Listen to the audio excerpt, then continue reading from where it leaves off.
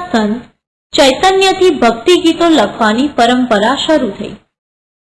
નરસિંહ મહેતાએ ગુજરાતીમાં અને નામદેવ તથા એકનાથે મરાઠીમાં ભક્તિ ગીતો રચ્યા. જૈનુલ અબિદીનના આશ્રયે કાશ્મીરમાં મહાભારત અને રાજતરંગિણી જેવા અનેક સંસ્કૃત ગ્રંથોનો પારસીમાં અનુવાદ થયો. વિજયનગરના સમ્રાટોના શાસનકાળમાં સંસ્કૃતનો વિકાસ ચાલુ રહ્યો.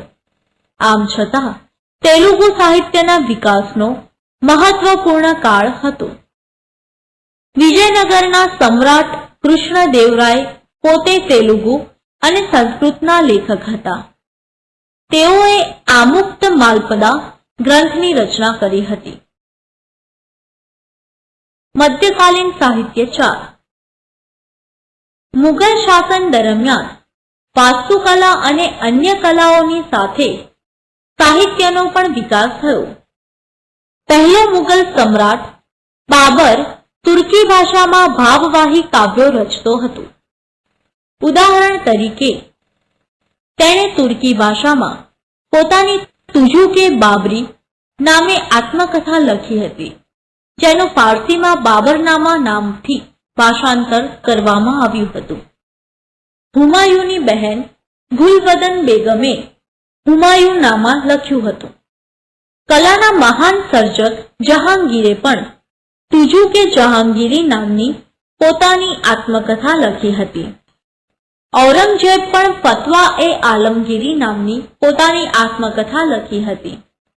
છેલ્લા મુઘલ સમ્રાટ બહાદુર શાહ જફર પણ એક પ્રસિદ્ધ ઉર્દુ કવિ હતા.